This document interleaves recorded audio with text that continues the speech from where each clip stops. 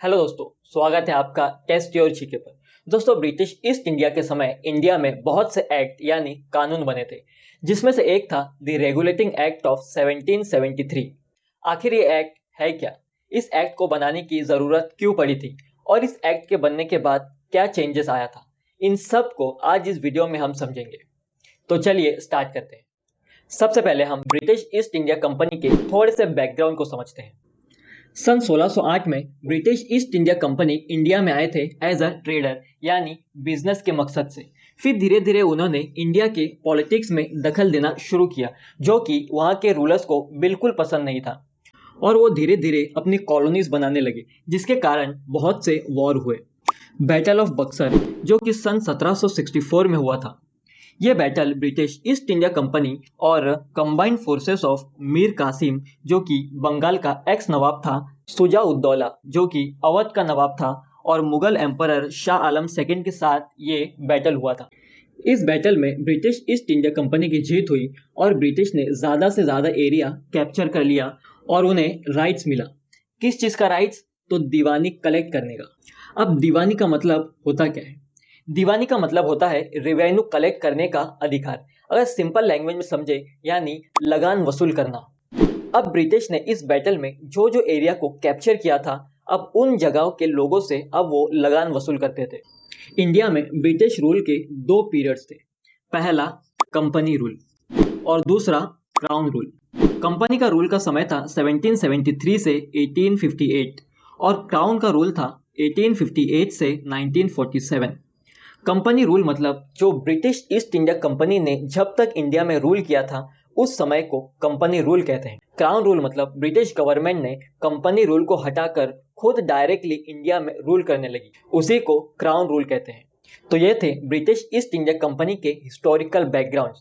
अब हम ये समझते हैं कि जब इंडिया में कंपनी का रूल था, तब ब्रिटिश गवर्नमेंट ने कौन से एक्ट इंडिया में बनाए थे। Number 1, the regulating act of 1773।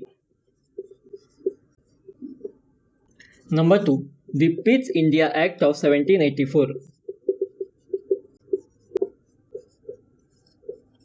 Number 3, the Charter Act of 1793. Number 4, the Charter Act of 1813. Number 5, the Charter Act of 1833. Number 6, the Charter Act of 1853. तो ये है 6 इंपॉर्टेंट एक्ट्स जो कंपनी रूल के समय British government ने India में बनाए थे। और इन 6 एक्ट्स में से आज हम सिर्फ द रेगुलेटिंग एक्ट ऑफ 1773 को समझेंगे, और एक एक करके नेक्स्ट वीडियो में हम इन सारे एक्ट को भी डिटेल में समझेंगे। रेगुलेटिंग एक्ट, नाम से ही पता चलता है कि रेगुलेशन करना।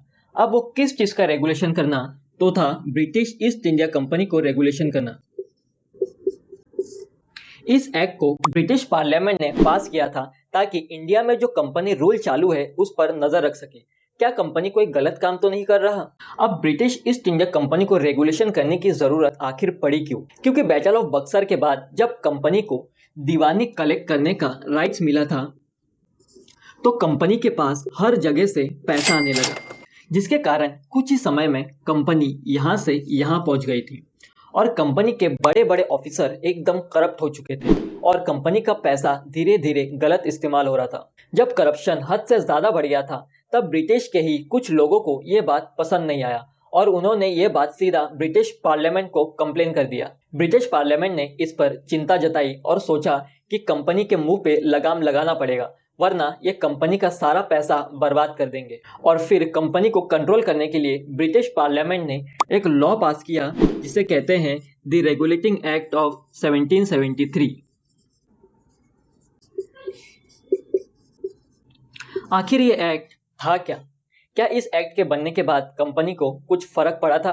तो चलिए अब इसे समझते हैं।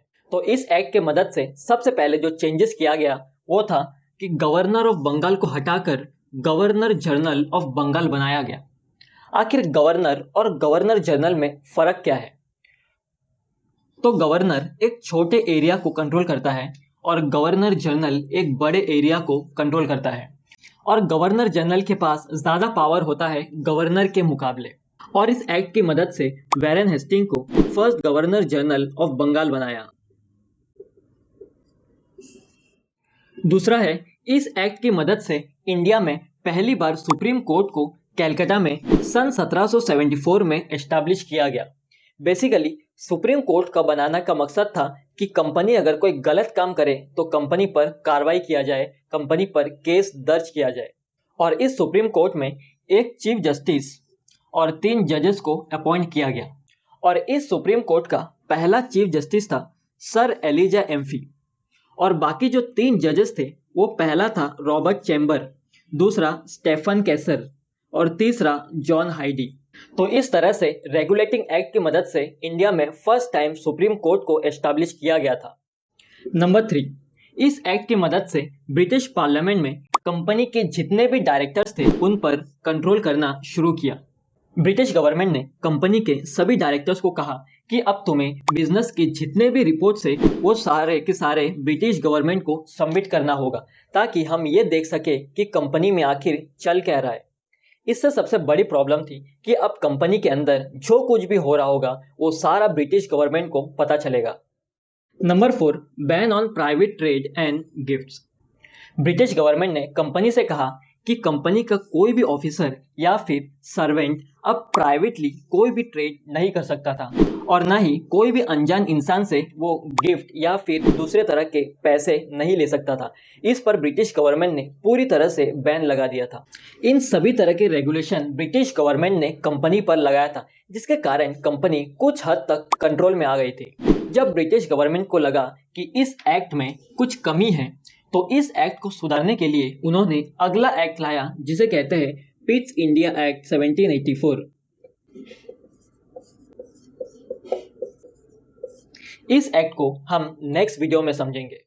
तो मुझे उम्मीद है दोस्तों आप रेगुलेटिंग एक्ट ऑफ 1773 को अच्छे से समझ गए होंगे। तो मिलते हैं नेक्स्ट वीडियो में, तब तक के लिए जय हिंद।